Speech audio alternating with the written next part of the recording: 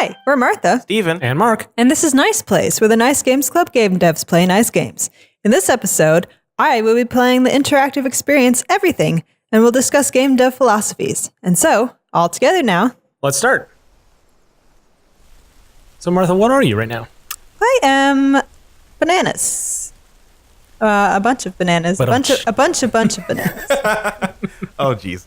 So, yes, this is the game Everything, made by David O'Reilly. Mm-hmm. He also created Mountain, which you may be familiar with, where you just rotate this mountain and things happen on the mountain. Mm-hmm.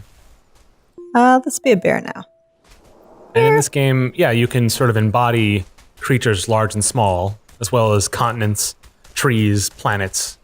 I think you can go down to the microbial level. I believe so. Black bear. And it looks like as you can collect, there's not really a lot of gameplay to be had, right? You just go and collect creatures and add to your library, and you can see when Martha's a new creature, it lets you know how much of that library is complete. Yeah. So there's some sort of, you can play it as a completionist, but it's mostly a sort of Zen experiential kind of thing. Mm-hmm. Specifically, this game though it is basically a retelling of the philosophies that Alan Watts talked about very often. And it seemed like David O'Reilly very much agreed with those philosophies. He tried to make this game. Approach those, or express that. Right. And really, it seems like a lot of his games express these kinds of emotions and feelings. Yeah, and that's really why we're playing it. Is we wanted to sort of continue our conversation about, philosophies of a game developer. Mm-hmm. And we talked about that on our episode last week, I guess you would have heard. But we wanted to see this in action as a developer who really is, really giving it to you. This is unbridled philosophy, both in terms of its traditional meaning, but also in terms of this game development philosophy. The game should feel like the thing it's espousing. Right. But it also directly includes audio snippets. Is it from Alan Watts? Yes. They're actual recordings of him? Right, yeah. His website has a bunch of recordings of him. Mm-hmm. And the philosophy is generally, it's a sort of westernized Buddhism. As a human being, Here's a clip. Out of this physical universe in just exactly the same way that an apple grows off an apple tree. So let's say the tree which grows apples is a tree which apples, using apple as a verb. And a world in which human beings arrive is a world that peoples. And so the existence of people is symptomatic of the kind of universe we live in. Just as hair on a head is symptomatic of what's going on in the organism. One of the things I find really interesting about the interface is you can see at the top there, that little Martha's sort of directional indicator, but also you can see all the things she's connected to. She's a herd of trees now. I am a whole forest. Yeah. Nobody's on my side because... no, that's backwards. I'm on nobody's side because nobody's on my side. And the average person has the sensation. Okay, let's go up and be... that exists inside a bag of skin. The center of consciousness. Now I am a continent. What the hell is it going to do to me? And it's we were talking about in our episode last week about, we were actually talking about research about how trying to get things right. And this game very much is not trying to be an accurate simulation of what being a continent is. Yeah. The controls are similar regardless of what type of thing you are, but it still clearly has a sense of effort put into its design in terms of not just the research and philosophy it does, but all of its components. When you want to destroy someone, you always define them as unpeople. Your son. I'm the sun. Mm-hmm. Nope. What were you trying to press there? I was just trying to move. Oh. Weird. Well, you're in space, so it's probably hard to see. There's not a lot of background, right? Dance when or the one. Oh, okay. Yes, you can also dance in this game. I don't know exactly how that works, but Yeah, there's occasionally little indicators here that sort of give you hints as how to play it, but it's fairly light touch. I mean, in the beginning, it's pretty explicit, like press this to do this. Like it doesn't really, it's not trying to be in its world exactly. It's just like press A and then this happens. But it's also has the language is a little bit kind of like relaxing on the couch kind of language. Yeah. You know? Yeah, that's one thing it's really interesting in this game. It's very chill. Yeah. Very chill. I have a hard time with games like these. I can go up They too farther. chill? No, because I feel like I get the idea. I don't need to spend more time. Oh, okay. Which is, I mean, that's you know, that's bad, I guess. But like, I have a hard time getting sucked into the experience because I get what it is and I see what I need to see, and then clearly Martha's now going further out into scale than we had seen. Yeah. When she I was am playing now earlier. a whole galaxy. And this is all very interesting, but I have difficulty getting into it myself. Sure. But Martha, you seem entranced by it. You love this. This is the best game ever made. I could go up farther. Oh. Whoa. Whoa. See, now we start to get abstract. What? You're like a universe, like in a parallel, like in a universe of universes. Is there a button that can tell you what you are? I think you It just tells you. plank length. Ah, What? Plank? that's really small. Yes. Did we flip? There's nothing larger than nearby. Oh, you might want to go to that. Stop doing that. That's very unzen. So that you can see as an indicator there, a little like cloud. That's not an object. That's a UI component. Yeah. It's something that has a thought. Yes. So if you go there, it can tell you something, and they seem to appear randomly in the game. But it seems like the game doles it out to you in a certain order, so you kind of you never worry about missing something. Yes, no, yes. Is that a Boolean? Oh, you can go. Oh, okay. Now you are star system. Uh-huh. I want it to go all the way back around. You know what I mean? Yeah. Well, maybe it doesn't know what that. Maybe it's. I don't know. But you couldn't go any further past planet length, right? Mm-hmm. So, or at least it didn't seem that you could. Oh, that's not plank. Whoa, I'm something else now. Oh.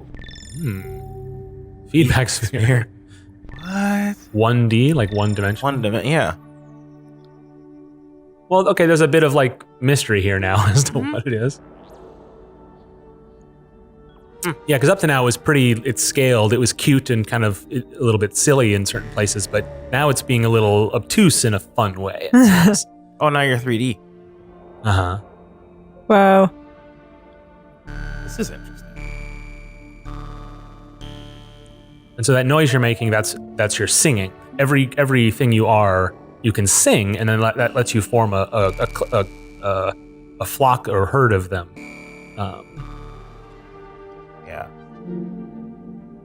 So yeah, as I was saying before, this whole game is based off of the philosophies of Alan Watts.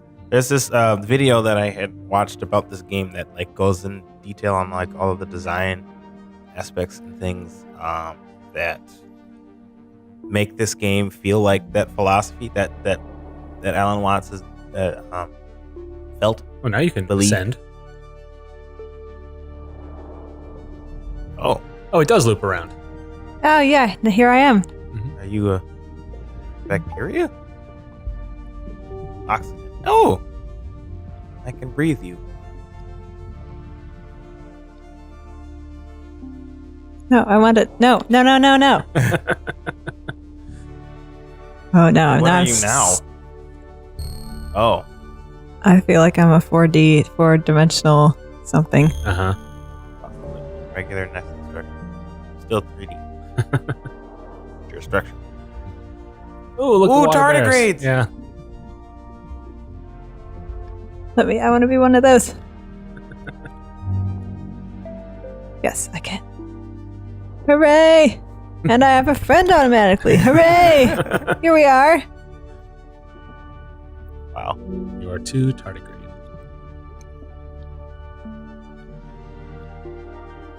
There's an interview that I was looking at related to this that I wanted to bring up. One of the questions that was asked, this is a Giant Bomb interview, and we'll link this in the show notes. But one of the questions was asked was, what is your relationship with the views of Alan Watts that you present in the game? Are there aspects of his worldview that you passionately agree or disagree with? And David O'Reilly had responded, it's important to emphasize, as he often did, that Watts wasn't necessarily trying to get across his point of view as much as describing ideas that have been around for a very long time. Of course, he does this in his own way, but we tend to confuse the message with the messenger. In any case, the parts that are presented in the game, I agree with entirely every word. Alan Watts was the first thinker I ever encountered who I fully felt aligned with. The root idea he describes verbally is the same idea the game itself describes. I would say it is strictly an indescribable idea, but I believe games have the potential to describe it better than any other medium. So it sounds like that's his philosophy. Yeah. That games can describe things better than any other media. I don't disagree with that. Well, certainly the experiential nature of this is unique in that you couldn't really do this in a short film. Right. You could approach it, but it doesn't seem like it would deliver it certainly in the way that the designer is trying to here. Mm-hmm. Yeah, it's interesting that he mentions about sort of the who Alan Watts was, because the what I've been looking at is that he popularized topics in the West that were not as well promoted, and rather than being a philosopher of his own, although there are people who say it's important to remember that he was an original virus thinker. At that size, Bacterial.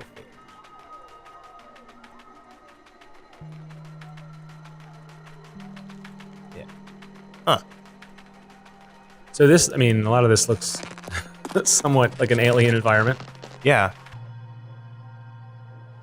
So when Martha started out playing this before you were recording, she started out as an elephant, and then many elephants, and then eventually, as you do, all those bananas you saw at the beginning. And now you're many trees. And you'll probably manage to be a couple more things before the 17-minute mark comes, because even though this is everything, we don't have all the time. What happens after that, Martha? The egg timer goes off. That's right. And then we got to shut down and kind of wrap up. But it's the game. It's funny because as we were playing it earlier, it's like how much of the game, at what point does the game just then become what it is and you move laterally through it? And it seems like because there are so many actual things in the game, it probably takes a while before you could feel like you've exhausted it and then just sort of can relax and just do it. It seems like for a good while there's new things. Yeah. But I suspect at a certain point, for many players anyway, they've seen eventually things stop becoming new and then you just start living in it. Mm-hmm. And I think that's the philosophy of that is how this game works, isn't it? Eventually you after you've discovered all that you needed to discover, you just become a part of the world. Mm-hmm. Which is very much aligned with Alan Watts' philosophy. Huh. Alien continent? Oh, can I become a cloud? You can. Oh, yay! Whoa. Are you a bunch of clouds now? Yes. Storm clouds. You're a whole front. Cumulus cloud. It's a category. Mm-hmm. So the alien, alien worlds are still a part of you in a weird way. Mm-hmm. And you are a part of it.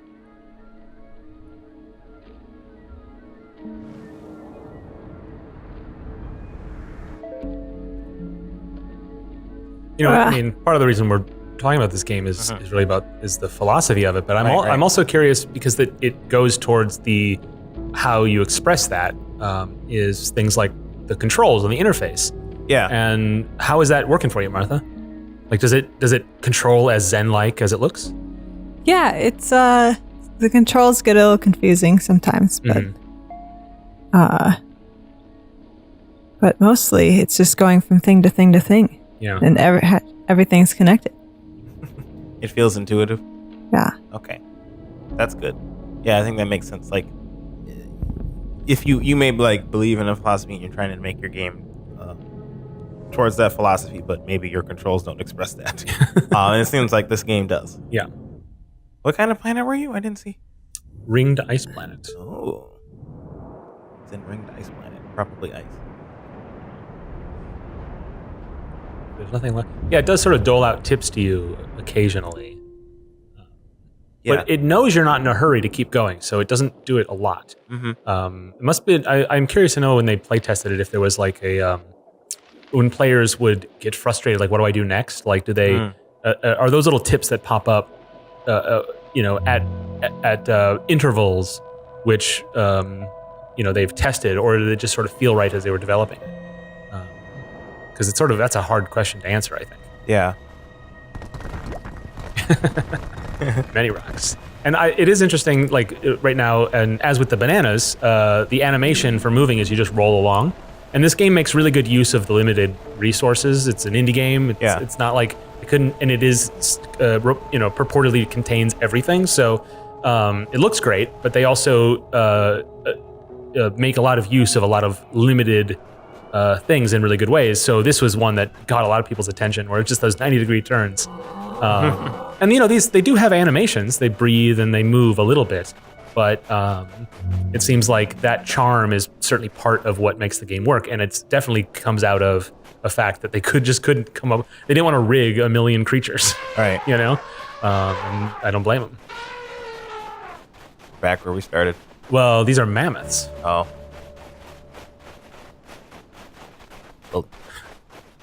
Huh.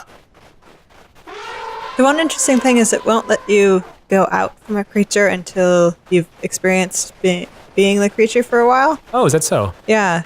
Huh. There's like before it shows you the name of what it is, it makes you be that creature for a while. Oh, that's interesting. I feel like this whole game is just Odo the game, from Star Trek. To be a thing is to know a thing. Yeah. Guess, that's certainly true here. Wow. I really find it fascinating that like this whole game was based off of that philosophy. Yeah. And like all of the design decisions, art, and everything was based off of that. It does seem like David. Ooh. Well, that's the end of everything. It does seem like David O'Reilly he's made a bunch of films and things. Mm-hmm. We'll link to his website so you can learn more about the man behind the game. Yeah.